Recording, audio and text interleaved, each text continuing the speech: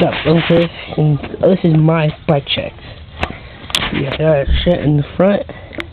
The Odyssey Aaron Ross key grips, awesome and great. Odyssey bar ends, fit, small bars, fit stem. Oil forks of the FAF tire. White double wall rim, illumination. The shadow, the horror light, horror, and a shadow conspiracy cranking bones in white. Stock horror cranks, RCP plastic pedals, S&M seat clamp, vegetal stump, seat post, pivotal, and a fit seat. KMC cool chain, RCP light in the back. The same thing in the front, but with a 19th driver and double wall in black. That's my bike.